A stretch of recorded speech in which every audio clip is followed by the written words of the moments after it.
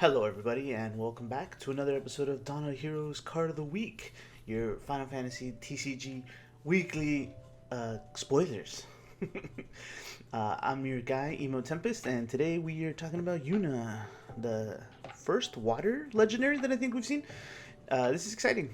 We kind of called it, though. We knew that water was Yuna was going to be the card that Rochelle would have wanted to talk about, but I guess Kageyama snatched it up this time because it's so good. But yeah, going over it, he goes into how this is Isamu's art, and I kind of like brushing up on this for everyone, but pulled these up for you. He did this Gabranth, the Ashes. He's done a lot of Ash and Pinello here, so I guess he's big on 12.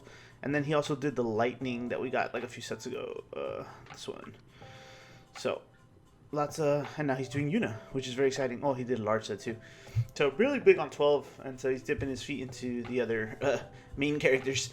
But yeah, very cool. Let's get right into this card now. We have 5-cost Yuna, Summoner, Category 10, 8,000 power. When Yuna is chosen by your opponent's ability, you may discard one summon. When you do so, cancel its effect. Okay, when you cast a summon, draw a card. This effect will only trigger once per turn. And then Holy. For just another Yuna, you can choose a forward, deal it 3,000 damage for each summon in your break zone. Wow, fantastic. Okay, so yeah, it reads really good right off the bat. I'm not going to lie. The art is fantastic. I'm going to be going after 3 of these. I know it's going to be a hot chase card. This is Waifu Tax 2. If you guys aren't familiar with it, you'll feel it eventually. But yeah, so definitely something to hold on to. He doesn't talk too much about it. Just mentions it's 2 auto abilities. It's actually 3, Kageyama. So when she's chosen, you discard a summon, and then if you do so, cancels effect. So it looks like you can cancel the cancel. It's interesting. So that's kind of like, it seems like it's 2 autos here. So it's really weird. But and then the other one when you cast a summon, draw. So it's cast Sildra on the stack, draw, right? I'm sure you can do them in any order. You would probably search first and then draw after, so you don't draw another copy of it. Or you can just draw and hope you get something good and then search for other optimal things. But yeah, just the second effect is just really, really good. A lot of the decks right now are already focused on like heavy summon numbers. Or at least the ones I play anyway. The ones we've been seeing over time. I know they've kind of decreased, right? Like Soiree has like 9 to 12, roughly. My lists usually have about the same, but it's mostly Amats and stuff. So, and then he goes on to talk about it's probably paired well with this radio because now we have a searcher. But we already have searchers for Yuna, and we have searchers for water stuff. We have searchers for 10. In general, so there's definitely several ways to get her. There is, and he talked about Garnet too. We just got Garnet. I think naturally for me, I was originally thinking Water Earth. It's what I've been playing lately, so it makes sense. Kind of just want to slam it in there. But the other Rydia, okay, so we have Braska that makes her cheaper, 1 cost. We have the other Rydia that backs her the 2 cost forward, L. And so like it's interesting, right? Because we're going to be able to pair her so well with a lot of stuff.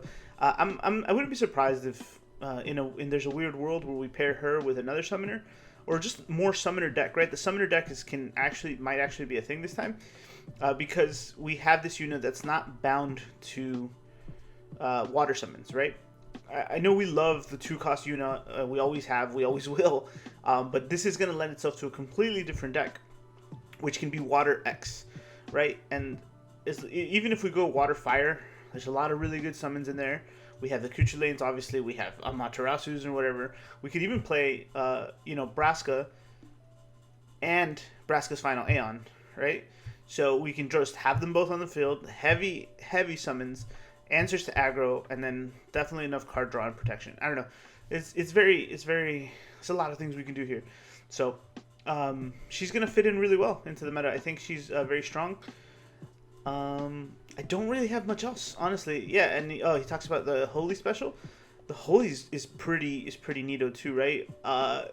Again, average on, and he says that, right? On average, you have 3 to 4 summons in the break zone in no time, and you'll be able to kill something for 9 to 12k. It's 3k per summon, so we pair this with the new I don't know her name, Mist something. She like you warp for 0 and then just start putting stuff in your break zone. That's automatically gonna filter this. Yeah, it's just very easy. Mono water might actually work as well too if we can kind of avoid the other Yuna. We'll have to test it out, right? Everyone's kind of anticipating the Soldier Man and like some kind of regulations going into Worlds. I mean, into Nationals, and then probably like that'll roll over into Worlds.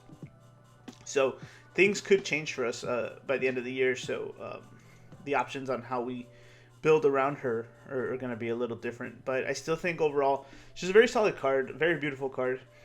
Isamu, shout out to the art, of course, very, very, very beautiful.